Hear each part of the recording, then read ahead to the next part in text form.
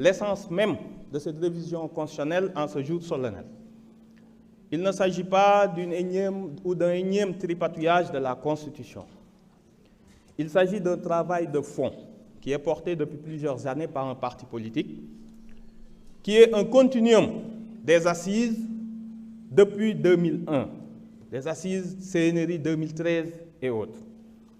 Nous sommes arrivés aujourd'hui à un moment où l'ensemble des concertations possibles ont été réalisées, que le Conseil constitutionnel a donné son avis sur les avant-projets, que ce soit pour la révision, les partis politiques, le Conseil supérieur de la justice et ce qui va remplacer, en tout cas, l'organe qui va remplacer la Sénat, qui chargera d'organiser les élections. Il faut d'abord dire une chose, par rapport à la procédure et au processus, une fois que le Conseil constitutionnel s'est prononcé, que ces décisions s'imposent au pouvoir public et aux autorités juridictionnelles, on se demande quel peut être l'objet d'une nouvelle concertation.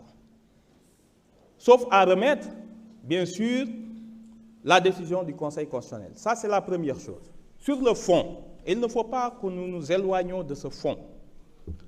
Cette nouvelle révision constitutionnelle nous dit d'abord une chose essentielle par rapport aux événements politiques, par rapport aux violations graves des droits de l'homme. Il nous dit qu'il n'y a plus besoin de voter de loi d'amnistie ou des droits de grâce pour que ceux qui ont commis des violations graves des droits de l'homme, exercés contre des citoyens qui manifestent leurs droits politiques, qui manifestent leurs droits souverains, qu'aucune autorité politique ne puisse échapper à la justice de son pays parce qu'il y aura voté une loi d'amnistie ou des droits de grâce.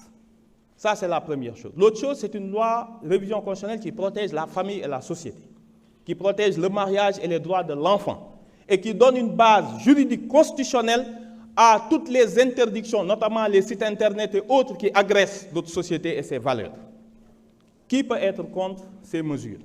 Qui peut être contre la mesure qui nous dit que désormais, pour aliéner les ressources naturelles, il faudra au préalable toute convention d'investissement concernant les ressources naturelles doivent passer à l'Assemblée nationale. Qui peut croire un seul instant que cette réforme a des soubassements politiques? Qui peut croire qu'une réforme qui nous dit que désormais le patrimoine foncier et les ressources naturelles sont dans la souveraineté permanente du peuple sénégalais et qu'ils vont passer les gouvernements et les régimes? Ça, ce sont des prescriptions qu'on veut nous faire passer par pertes et profits en mettant en avant les questions politiques. S'agissant de la déclaration de patrimoine, c'est l'obligation même de transparence dans la gestion. C'est ça qui fonde la légitimité des autorités. C'est une donne qu'on ne peut plus, sur laquelle on ne peut plus revenir en arrière.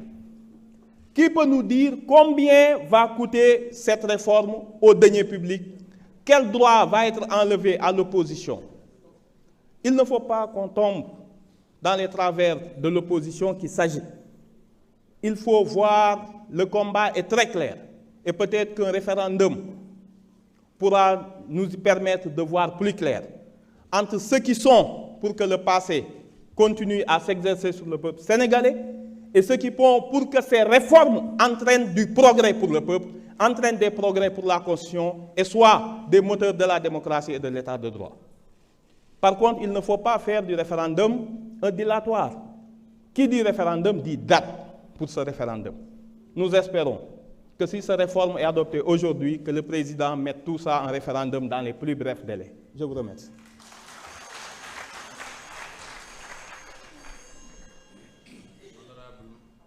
Honorable